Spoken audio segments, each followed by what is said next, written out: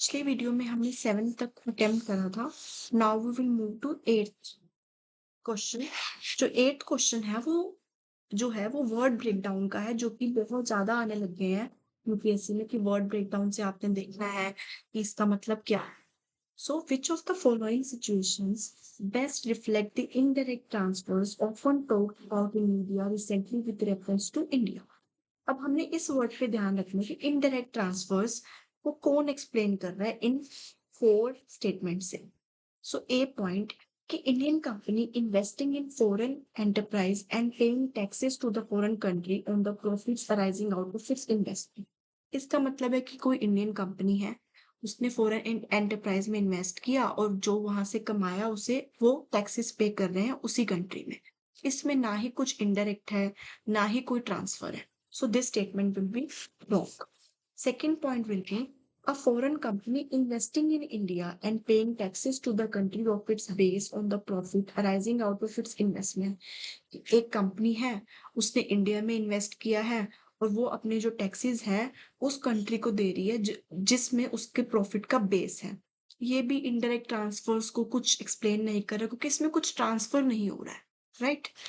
So we will move to C point. An Indian company ने एक tangible assets खरीदे हैं फॉरेन कंट्री में और उसे उसने सेल कर दिया after their value increases and transfer the proceeds to India. अब इसमें वर्ड ट्रांसफर तो है कि ठीक है हमने ट्रांसफर करे प्रोसीड्स को इंडिया में, पर इनडायरेक्ट क्या है? उन्होंने बस अपना क्या किया, उनके कुछ टेंजिबल एसेट्स थे, उन्होंने उनकी वैल्यू इंक्रीज कर दी और जो उन्होंने उससे कमाया उन्होंने इंडिया पे वापस कर दिया। There is no nothing be indirect और इट शोज ट्रांसफर्स कि उन्होंने पैसों को ट्रांसफर किया, बट इनडायरेक्ट कुछ नहीं है इसमें। Now we will move to B point, foreign company transfer. तो सबसे पहले ट्रांसफर वर्ड आया, ठीक है, ट्रांसफर कुछ किए, क्या किए, शेयर्स जिनकी वैल्यू कहाँ है, जिनकी वैल्यू ड्राइव कहाँ से होती है, उन एसेट से जो कि इंडिया में। It means there is an indirect relation कि वो शेयर्स ट्रांसफर्स कर रहे हैं जिनकी जो वैल्यू है वो कहाँ से आ रही है, इंडिया से। So it is a indirect transfer. Okay, so the answer will be D. So we will move to next question, वो भी अभी इको का ही होगा। ये बहुत इजी क्वेश्चन है। हम कैपिटल एक्सपेंडिचर, रिवेन्यू एक्सपेंडिचर पढ़ते हैं, जिसमें कैपिटल एक्सपेंडिचर वो होता है जो कि कोई लाइबिलिटी क्रिएट करे, लाइबिलिटी को सॉरी कम करे या फिर कोई एसेट क्रिएट करे। और जो रिवेन्यू होता है उसका कोई भी इम्पैक्ट नहीं होता, एक्सपेंडिचर पे भी नहीं और एसेट्स पे भी नहीं। So with reference to the expenditure made by an organization और a company, which of the following statements are correct? Acquiring new technology is a capital expenditure. Of course, it create an asset. So this statement will be correct. Next will be debt financing is considered capital expenditure, while the equity finance is considered the revenue expenditure. This statement is wrong. Why? क्योंकि ये revenue expenditure नहीं है, ये capital expenditure. So this is a very easy question. So किस static based? Okay. So the answer will be A. Right? We will move to the next question, that is 10th question. So the 10th question is, with reference to the Indian economy, consider the following statements. First is, the share of household financial savings goes towards the government borrowing. कौन सी statement सही है? क्योंकि हम जो भी saving करते हैं हम गवर्नमेंट की बोरोइंग्स में हेल्प करते हैं। कैसे? हम ट्रेजरी बिल्स खरीदते हैं, कमर्शियल बिल्स खरीदते हैं, तो ये सब के थ्रू गवर्नमेंट क्या है, बोरोइंग करती है और वो हमारी क्या है, सेविंग्स है। So first will be the correct statement. Second statement will be dated securities issued after market related fees in actions form a large component of internal debt. कहते हैं कोई भी सिक्योरिटीज जो इशू हो रही है वो एक कंपोनेंट है इंटरनल डेट का। ऑफ कोर्स जो हमारी गवर्नमेंट होती है वो बोरोइंग्स करती है दो फॉर्म, या तो वो एक्सटर्नल कर रही है या वो इंटरनल कर रही है। एक्सटर्नल तो वो बाहर से बोरोइंग करती है डॉलर्स की फॉर्म में या फिर वो किसी भी कंट्री से मदद मांगती है। जो इंटरनल है वो क्या करते हैं, सिक्योरिटीज इशू करते हैं और हमसे पैसे लेते हैं और उसके ऊपर हमें इंटरेस्ट पे करते हैं। सो दो both the statements are correct. ये पढ़ना बहुत जरूरी होता है, which of the following statements are correct. कई बार यहाँ पे नोट होता है जिसकी वजह से कई लोग मिस कर देते हैं नोट को। Underline everything, which of the following statements are correct, तो both the statements are correct. So अब देखो यहाँ से क्या स्टार्ट होगी सॉल्व। अब एक बार इको हमारी खत्म हो गई है, इसमें हमने 2 क्वेश्चंस अभी लेफ्ट करे हैं, लेकिन बाकी के स्टैटिक पार्ट हमने सारा कर लिया है। सो 8 क्वेश्चंस हम अटेम्प्ट कर चुके हैं। So it will give you a boost कि आपको पेपर आता है, ठीक है, क्यों? क्योंकि बहुत सारी स्टेटमेंट्स क्या है, सारी की सारी स्टैटिक बेस्ड है, ठीक है, और आपने ओएमआर में साथ के साथ ही फिल कर बाद के लिए नहीं छोड़ना कि हाँ बस अभी आंसर लिखा A, so fill it now in the OMR. Okay, now will start from the pol science. ये तो वैसे ही बहुत इजी होती है, क्यों? क्योंकि मोस्ट ऑफ आपकी जो भी चीज पोल साइंस की आएगी ऑल कम फ्रॉम लक्ष्मीकांत। ये एक स्टैंडर्ड बुक है। जो भी आपको ये कह रहा है कि लक्ष्मीकांत से क्वेश्चंस नहीं आएंगे आ रहे, हम अभी 5 क्वेश्चंस करने की ट्राई करेंगे, आपको सारे के सारे लक्ष्मीकांत में मिलेंगे। ओके, सो या 11th question, first point. Pursuant to the report of H.N. Sanyal Committee, the Contempt of Court Act was passed. सबसे पहले तो इट इज, अगर कोई वो कमिटी दे रहा है, वो इतना सोच रहा है कि हाँ एच.एन. सन्याल कोई कमिटी है, उसकी वजह से कंटेम्प्ट ऑफ कोर्ट एक्ट पास हुआ है, this statement is generally right in UPSC, क्योंकि कमिटीज वो सही देता है जब कोई ये बोलता है। इसका अगर आप सेंस पकड़ोगे ना, वो ये कहना चाह रहा है कि इस कमिटी के थ्रू ये एक्ट पास हुआ था। तो ये लाइन को गलत बनाना बहुत मुश्किल है कि हाँ ये कमेटी है, इसके इसके इसके थ्रू ये एक्ट पास हुआ था। ऑफ कोर्स वो कमेटी सही ही देगा इस एक्ट को सही करने के लिए कि इस कमेटी के थ्रू ही ये एक्ट पास हुआ। Okay, so first statement is correct. Now, the Constitution of India empowers the Supreme Court and the High Court to punish for the contempt of themselves. ये जो empower word है ना, this is generally right कि constitution है वो supreme court को empower करता है। ओके, कि वो एम्पावर कर रहा है कि आप कंटेम्प्ट दे सकते हैं, ठीक है। अब उसको जब स्टेटमेंट गलत बनानी है तो वो कैसे बनाएगा? थर्ड के थ्रू बनाएगा। थर्ड स्टेटमेंट को ध्यान से देखना। The constitution of India define civil contempt and criminal code, criminal contempt sorry, जो कॉन्स्टिट्यूशन ऑफ इंडिया है वो डिफाइन करता है। जो डिफाइन है ना, बहुत बहुत सारी चीजें कॉन्स्टिट्यूशन में डिफाइन नहीं है। फॉर एग्जाम्पल माइनॉरिटी का स्टेटस डिफाइन नहीं है, वैसे कंटेम्प्ट भी डिफाइन नहीं है। जो भी थिंग्स हैं वो डिफाइन कहाँ होती है? एक particular law. So this statement will be definitely wrong. हम थर्ड को कट करेंगे। अब हम फिफ्थ में आ गए। अब हम देखते हैं कि क्या सही है। हमें पता है 1 और 2 सही है, अब हमें सिर्फ फोर्थ चेक करना है। In India, the parliament is vested with the powers to make laws in the contempt of court. कहते हैं इंडिया में पार्लियामेंट के पास पावर्स हैं कि वो कंटेम्प्ट ऑफ कोर्ट पे लॉज बना सकती है। ऑफ कोर्स, क्यों? मैंने पहले ही कहा था कि पार्लियामेंट गवर्नमेंट के पास सारी powers, okay, they can do anything which is not illegal and which doesn't violate the fundamental rights. So answer will be 1, 2 and 4. Next, moving to 12th question. With reference to India, consider the following statement. So first point will be government law officers and legal firms are recognized as advocates, but corporate lawyers and attorneys are excluded from recognition as advocates. क्या बहुत ही अजीब statement है। वो ये कह रहा है कि जो गवर्नमेंट के ऑफिसर्स हैं और जो लीगल फॉर्म्स हैं वो तो एडवोकेट्स हैं, लेकिन जो कॉर्पोरेट लॉयर्स हैं वो एडवोकेट्स नहीं है, राइट? तो ये इसका कोई मतलब ही नहीं है कि वो जो कॉर्पोरेट लॉयर्स हैं उनको हम एडवोकेट्स नहीं मानेंगे और गवर्नमेंट लॉ ऑफिसर्स को मानेंगे। सो this statement will definitely be wrong कि बट ये है लेकिन नॉट, कि ये नहीं है। ऐसा नहीं होता है कि वो लॉयर है और वो लॉयर नहीं है। So first statement will be wrong. जब हम इस सीरीज में बहुत सारे पेपर्स करेंगे ना तो हमें आइडेंटिफाई होने लग जाएगा कि लैंग्वेज कैसे बन रही है। अभी शायद टफ है कि इसको जानना कि हाँ ये कैसे गलत हुआ, बट जैसे जैसे हम बहुत सारी वीडियोस जब मैं बनाऊंगी और आप देखोगे तो इजीली आइडेंटिफाई हो जाएगा कि हाँ ये स्टेटमेंट तो पक्का ही गलत। Okay, second will be Bar Council have the power to lay down rules relating to legal education and recognition of law colleges. अब हमने इसी पेपर में कितनी बार देख लिया, मैंने इसमें भी दिखाया। ये स्टेटमेंट अब सही है, ओनली आंसर है इसका कि कितना सेम बनाता है यूपीएससी स्टेटमेंट। देखो, bar council have the power, ऊपर था parliament is wasted with the powers. भी हमने एक और क्वेश्चन किया था जिसमें था कि गवर्नमेंट कैन रिड्यूस रेट्स, कि इनके पास ये पावर है। तो मोस्ट ऑफ ये पावर वाली स्टेटमेंट्स क्या होती हैं, सही होती है। So answer will be B. So now we will do the third question, वो भी पॉलिटी का है। So the first question is, a bill amending the constitution requires the prior recommendation of the president of India. ये सारा static है जो कि लक्ष्मीकांत में अवेलेबल है।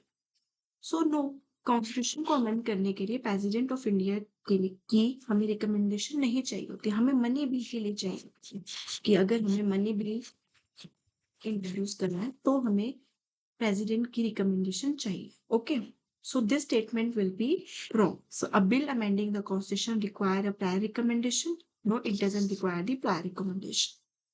हम इसे कट कर देते हैं। अब वैसे डायरेक्ट हमारा आंसर आ गया, बट हम एक बार फिर देखते हैं कि ये सही है या गलत।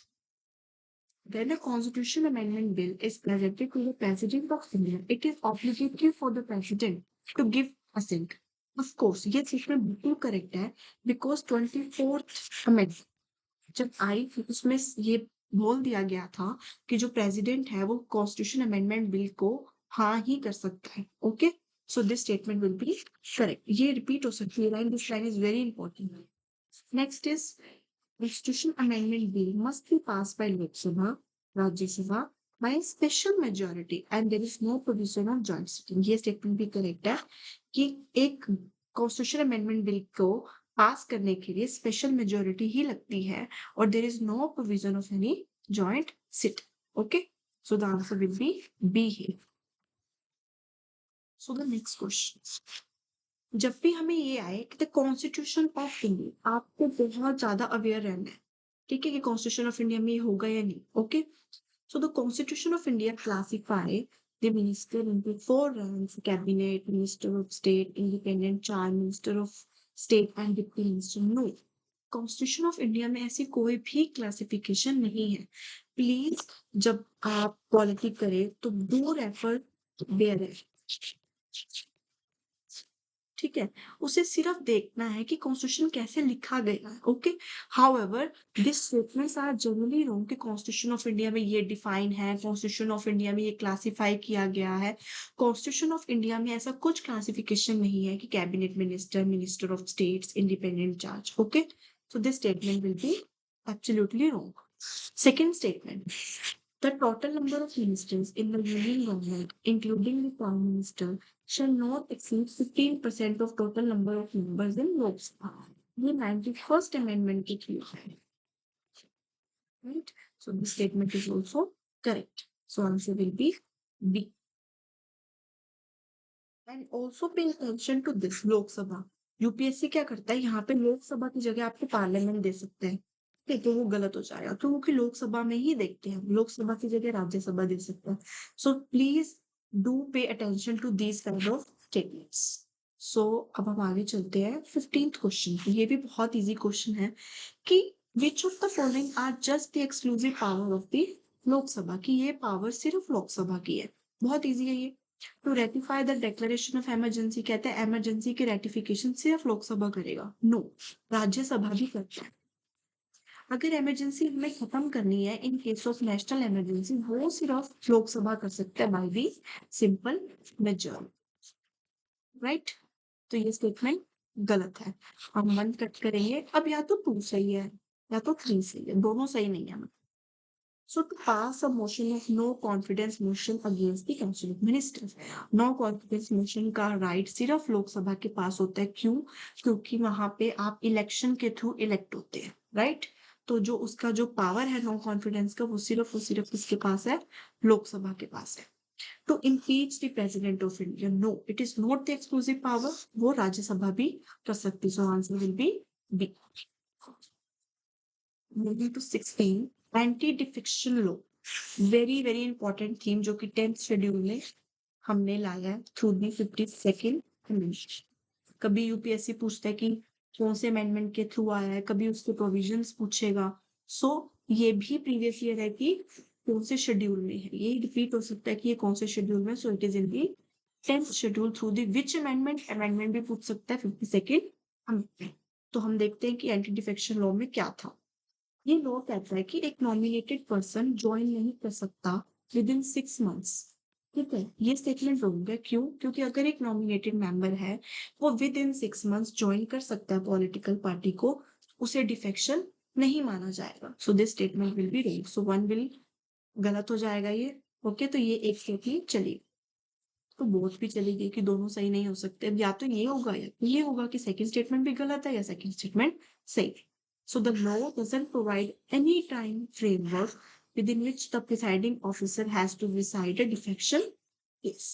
Of course, इसका कोई टाइम फ्रेमवर्क नहीं, इसी पे ही इतना डिबेट है कि जो स्पीकर है वो बहुत ज्यादा बायस्ड हो जाते हैं, ठीक है, अपनी पार्टी के अगेंस्ट में बिल्कुल भी रूलिंग नहीं देते हैं क्योंकि उनके पास कोई टाइम फ्रेमवर्क नहीं होता, तो अकाउंटेबिलिटी सेट नहीं हो पाती। So answer will be B है। Okay, so we will move to next question.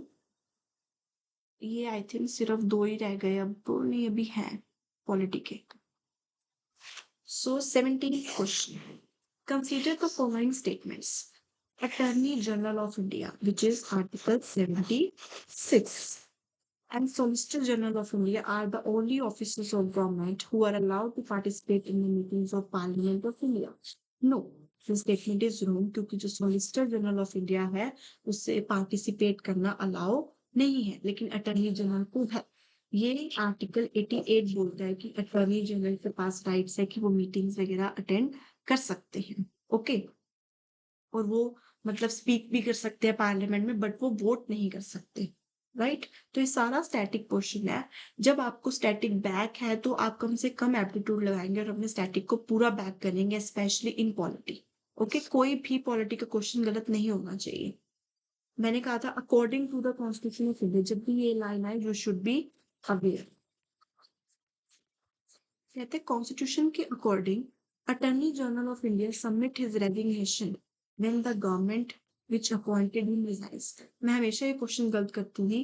क्यों? क्योंकि इसे पढ़ना बहुत जरूरी होता है। According to constitution of India, ये एक कन्वेंशन है, ये कॉन्स्टिट्यूशन के अकॉर्डिंग नहीं है कि अटॉर्नी जनरल रिजाइन तभी करेंगे जब गवर्नमेंट रिजाइन करेगी। सो this statement will also go wrong. Okay, अगर यहाँ होता कि अकॉर्डिंग टू द कन्वेंशन ऐसा है तो ये स्टेटमेंट करेक्ट हो जाती। Now it statement will be wrong and answer will be B. Okay, so next will be 18th question. With reference to the writs issued by the courts in India, consider the following statements. Writs का topic है ये, ठीक है, article 30 कहता है amendments will not lie against the private organization unless it is entrusted with the public duty. This statement is correct. Mandamus का मतलब होता है कि जब वो इशू करती है कोर्ट, तो इसका मतलब होता है कि आपको अपनी ड्यूटी को परफॉर्म करना है, जो एक पब्लिक पर्सन अपनी ड्यूटी को परफॉर्म नहीं कर रहा होता। लेकिन ये जो मैंडेमस है प्राइवेट के अगेंस्ट में लाए नहीं करती है। Second statement is it will also not lie against a company even it is a government. This statement is also correct कि वो कंपनी के लाई अगेंस्ट नहीं कर सकती, चाहे वो गवर्नमेंट कंपनी ही क्यों ना हो। ये कोई भी ऐसे कॉन्ट्रैक्ट के ये कोई मैंडेमस जो है वो गवर्नर के अगेंस्ट लाई नहीं करती है, वो प्रेसिडेंट ऑफ इंडिया के अगेंस्ट लाई नहीं करती है, वो एक ऐसे कॉन्ट्रैक्ट के अगेंस्ट लाई नहीं करती जो कि करना जरूरी नहीं था।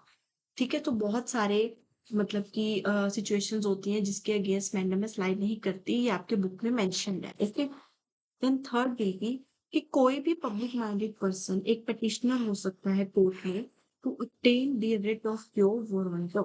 This statement is also correct कि कोई भी जाके quo warranto की पिटिशन डाल सकता है। So answer will be D. Moving to 19th question. This state ये एक ये बहुत ही एप्टीट्यूड बेस्ड क्वेश्चन है। राइट, हम इस पे एप्टीट्यूड ही लगाएंगे। अब हमें थोड़ी इतना हम आयुष भारत डिजिटल मिशन पढ़ के जाते हैं या फिर प्रॉपरली उसकी एक इन डेप्थ नॉलेज होती है, तो हम इसमें इजीली एप्टीट्यूड लगाएंगे। अभी देख लें, with reference to Ayushman Bharat digital mission consider for the following statements. कहते हैं कि private and public hospitals must doctor कि करना ही पड़ेगा, अगर नहीं करोगे तो क्या। राइट, कोई भी मिशन किसी पे भी फोर्सफुल नहीं हो सकता। सो first statement will be true. इसे गलत ही बनाने के लिए, इसे गलत करना है इसलिए उन्होंने ऐसी स्टेटमेंट बनाई है। So first statement will be wrong, this will be wrong, this will be wrong and this will be wrong. So answer will be B. Easily uh, but हम अभी सेकंड स्टेटमेंट पढ़ते हैं कि यूपीएससी क्वेश्चन कैसे बनाता है। As it aims to achieve universal health coverage, ठीक है, वो एम करते हैं। Every citizen of India should be part of it ultimately, कहते हैं ये मिशन होते ही सारे के सारे जो सिटीजन हैं इस मिशन का पार्ट बन जाएंगे। This is impossible. इतना इतना गवर्नमेंट नहीं स्पेंड कर सकती, ना ही इतना पैसा होता है कि हम हर बंदे को ये आयुष्मान भारत प्रॉपरली वो सब भी इसको इंक्लूडेड कर पाए। वैसे भी आयुष्मान भारत के अंदर हमें 5 लाख रुपीज देने होते हैं फॉर देयर, मतलब कि उनको ठीक करने के लिए। सो इट इज वेरी वो कि हम सबको इंक्लूड करें। सो this statement is also rule. अब देखना कि जनरलाइज स्टेटमेंट बनाने के लिए वो स्टेटमेंट्स कैसे बनाते हैं। It has a seamless portability across the country, क्योंकि कोई भी वर्ड गलत नहीं है और कुछ भी इन्होंने ऐसा नहीं डाला कि जिस स्टेटमेंट को हम इसे गलत कर सके। So answer will be 3। This will be the I think last question for polity. इसके बाद हम जियो स्टार्ट करेंगे नेक्स्ट वीडियो में। सो हम लास्ट क्वेश्चन देखते हैं। With reference to the deputy speaker of Lok Sabha consider for statement, static based question है, बहुत इजी होगा ये भी। As per the rules of procedure in conduct of business, the deputy speaker की जो इलेक्शन की डेट है स्पीकर फिक्स करता है। This is right. और स्पीकर की कौन फिक्स करता है? It mean speaker and deputy speaker का जो थीम है वो बहुत इंपॉर्टेंट है। ओके, तो उससे आप खुद प्रिपेयर करें। Next will B second, first is correct, तो इट मीन सी और डी तो नहीं। ठीक है, अब हम देखते हैं कि 3 तो सही है। अब हम 2 देखते हैं कि सही है या नहीं। There is a mandatory provision की election of a candidate as deputy speaker of Lok Sabha shall be from principal opposition party or the ruling party। ऐसा कोई मैंडेटरी प्रोविजन नहीं है कि जो इलेक्शन ऑफ कैंडिडेट है वो प्रिंसिपल ऑपोजिशन पार्टी से है या फिर रूलिंग पार्टी से है। It is not be mandatory, it can be a convention. Okay, so this statement will be wrong. It mean answer A होगा, बट हम आगे स्टेटमेंट्स पढ़ते हैं। The deputy speaker has the same power as of the speaker when presiding over the sitting of house and no appeal lie against his rules। कि तो उसके पास same power होती है। ये लक्ष्मीकांत में लिखा हुआ है कि जो डिप्टी स्पीकर है वो स्पीकर के सबऑर्डिनेट नहीं होता है। सो ये स्टेटमेंट बिल्कुल करेक्ट है। सो 3 करेक्ट है, 2 गलत है एंड 1 भी correct. Okay, so we will see कि फोर्थ क्या स्टेटमेंट है कि वेल एस्टेब्लिश्ड पार्लियामेंट्री प्रैक्टिस है कि जो अपॉइंटमेंट है डिप्टी स्पीकर का उसका motion is that the motion is moved by a speaker and duly seconded by the prime minister। This is not correct। इसके बारे में कुछ भी नहीं लिखा हुआ है कि कोई मोशन है वो उसका ड्यूली सेकेंडेड प्राइम मिनिस्टर करेंगे, नहीं। So the answer will be A. Okay, अब तो ये हमारा पॉलिटी हो गया and from the next video we will start. Okay.